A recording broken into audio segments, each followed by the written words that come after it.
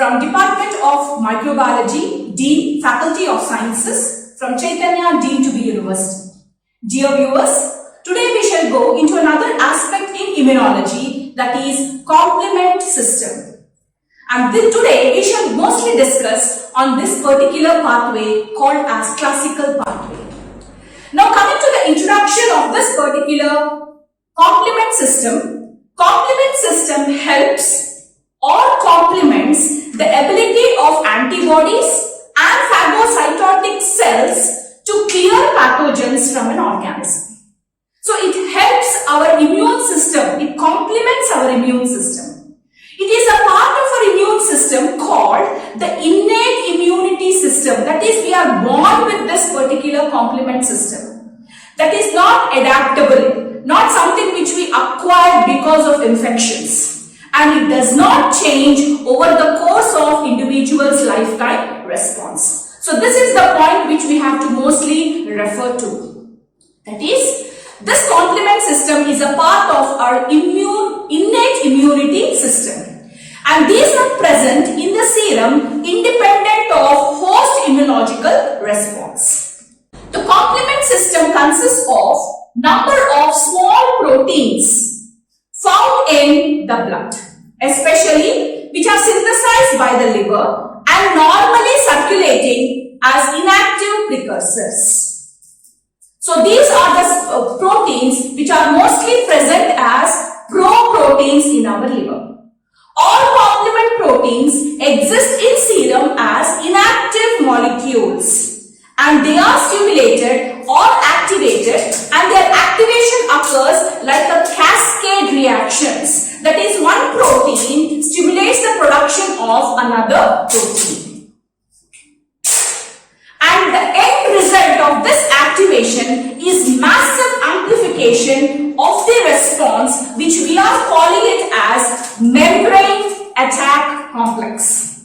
So we have about 30 soluble proteins and cell-bound protein fragments which make up the complement system. So complement system is not a single individual. It consists of about 30 different proteins. And they account for about 5% of the globulin fraction of our blood serum, and they are the major defense systems of our body. Now, what are the major functions of our complement system? The first major function is control of inflammatory reaction and chemotaxis.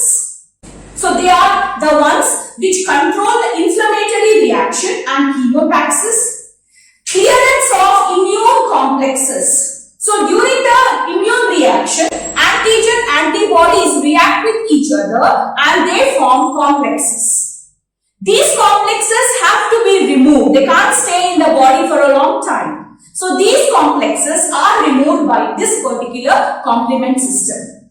They are also involved in cellular activation and, most important, antimicrobial defense. So whatever bacteria or viruses which enter into our body are killed by this particular complement system. It is a major effector in immune pathological diseases. It causes lysis of bacteria and virus and also causes phagocytosis, or what we call opsonization, or promoting phagocytosis. Now this is a diagram showing the lysis of that particular target cell by the complement. Now this is a phagocytotic digestion of a bacteria, or otherwise called as opsonization. This is activation of inflammatory response. So it also causes inflammation. Whenever there is an infection, inflammation takes place. So this inflammatory response is also by this complement system. Then clearance of immune complexes. As you can see, this antigen-antibody complexes have to be removed, and this takes place by our complement system. So these are the different functions of our complement system. Lysis, opsonization, activation of immune response, and clearance of immune complexes. Now we should go into what are the different components present in a complement system. So these are the set of proteins which are present in the complement system. As you can can see we have C1, otherwise also called as C1 complex. C1, C2, C3, C4, 5, C6, C7, 8 and 9. And we also have factor B, factor D, DAF, CD55, CR1, CD35, factor H and factor I. Now coming to the complement system, these are of three different pathways. The first one is called as the classical pathway, which is activated by antibody bound to antigen.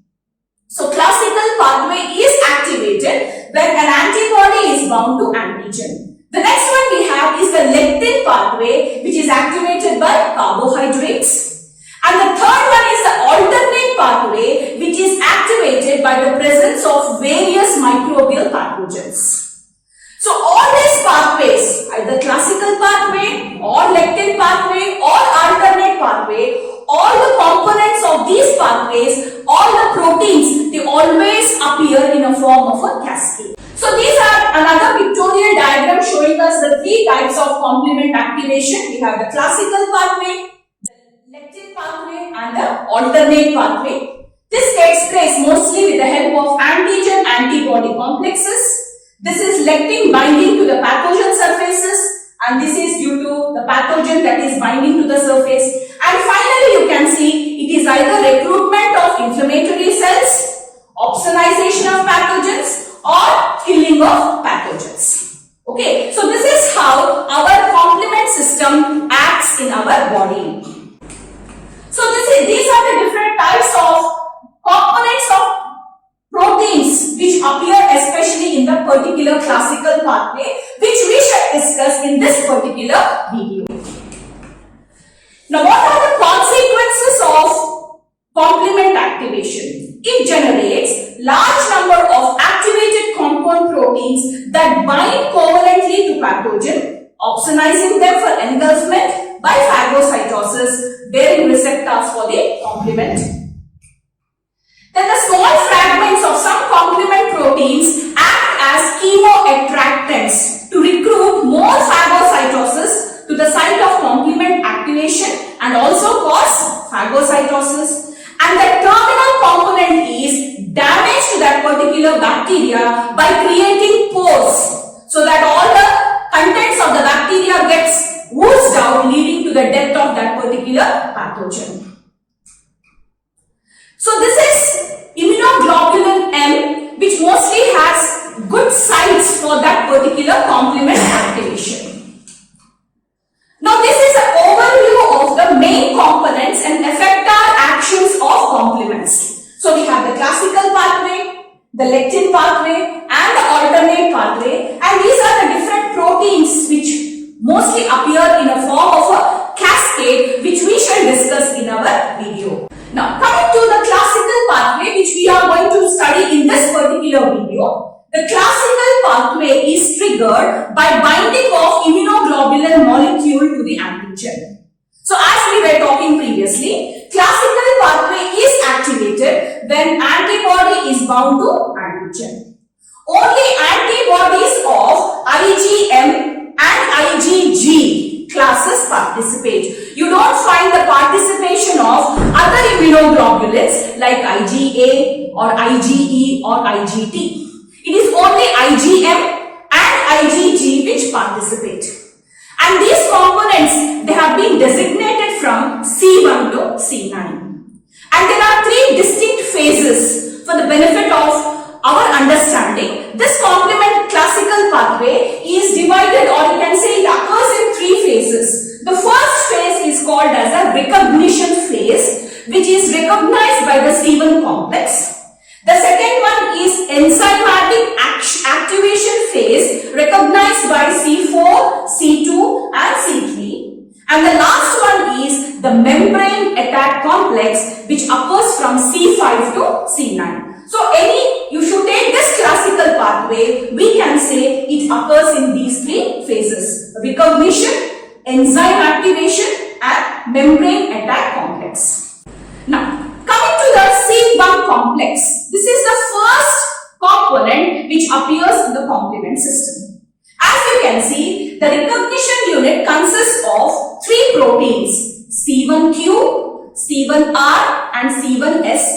Hold together, the whole thing makes up the C1 complex. So that is why C1 is not a single protein, it is a complex. So this complex contains C1q, C1r and C1s.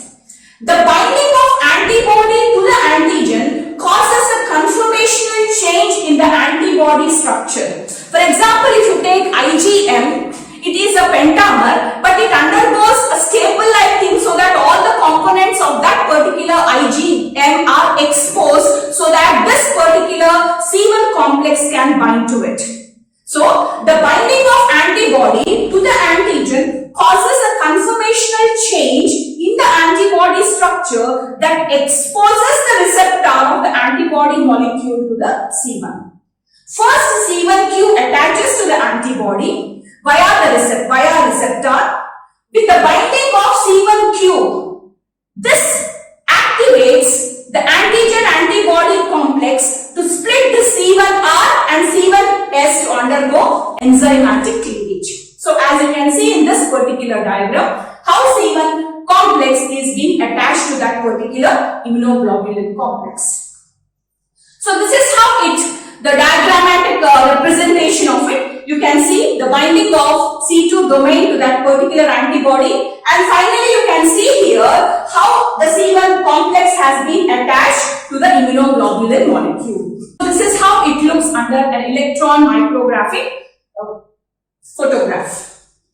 So you can see here it's another diagram showing how C1q binds to the antibody antigen complex. C1 only when C1q is bound, C1r activates autocatically and also activates C1r, which also activates C1s.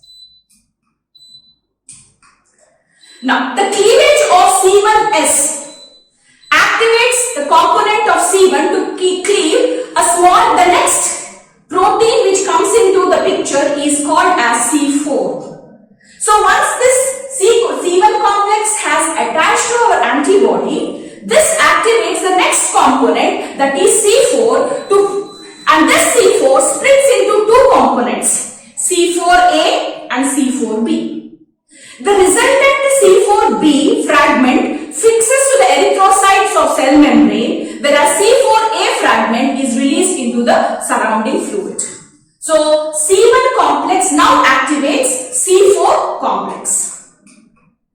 Now, once this C4 is activated, this next cleaves C2 to produce C2a and C2b.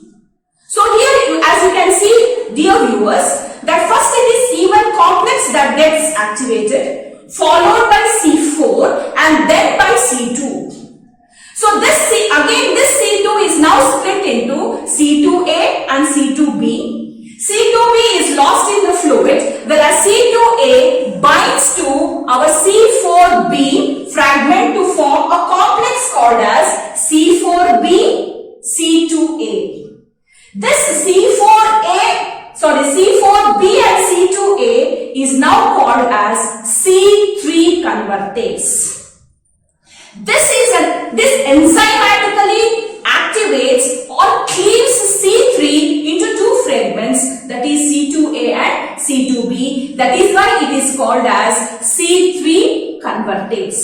So C3 convertase now cleaves C3 into C3a and C3b. C3a is a potent peptide which causes release of histamines from mast cells to produce vasodilation, inflammation and capillary permeability. Now this C2b now binds to our complex, that is C3 convertase, to form C4, that is C4b and C2a, to form a very big complex. We call it as C4b, C2a, C3b. This is called as C5 convertase. It is called as C5 convertase because it cleaves C5. So this is another diagram showing you how C1s cleaves C4 and C2. Cleaving C4 exposes the binding site for C2 and C4 binds to the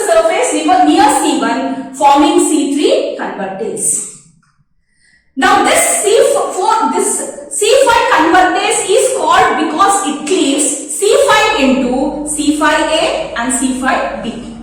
The cleavage of C5 by C4B, C2A, C3B or otherwise called as C5 convertase is the first step of the third reaction, that is membrane attack complex.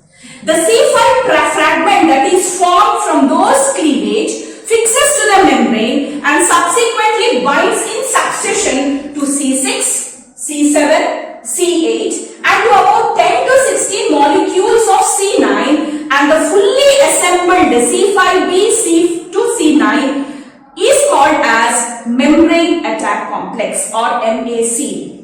This disrupts the lipid layer and forms a pore on that particular pathogen. Water, ions, small molecules, essential organelles which are present in that particular pathogen now are leaked out. They diffuse freely through the membrane, causing cell lysis. Here, C3 convertase hydrolyzes C3 molecules to form C5 convertase. So you can see here how C5 convertase is being formed. Now this C3B component, that is C5 convertase, now cleaves C5 into C5A and C5B. Now as you can see, C5B now attaches to C6, C7, C8 and about 10 to 16 molecules of C9 finally forming. You can see here how that membrane pore is formed. This we call it as the membrane attack complex. So this is how it looks under an electron microscope. So you can see the hole here. This is how the pore is formed in a microbial cell and all things get leaked out, causing lysis of that particular pathogen. So this is how a membrane attack complex looks like. You can see this C5, C6, C7, then how they have assembled with all the C6 to C8, and then you can see about 9 to 10 molecules of C9 forming a pore-like thing over the surface of that particular microorganism, causing pores on that particular membrane, leading to lysis of that particular bacteria. So this is the classical pathway of complement activation. Pictorially it is being represented. So this is the C1 complex, how C3 convertase is formed, then C5 convertase is formed, then it activates all the membrane attack complex, and finally the particular organism is killed. So these are the different types of proteins of our complement activation. So we have the C1 complex, C4, then we have the C5, C2, C3. So and then we have the what we call different types of components, finally forming the membrane attack complex. So dear viewers, this is how classical pathway in a human being takes place. So classical pathway is very important, especially to remove the pathogens which are present in us, to remove immune complexes, and these are the sequence of proteins which appear, finally forming the classical pathway and helping us in our immune system. So that's all friends. In the next video, we shall go into the next pathway in complement system, that is alternate pathway. Thank you very much.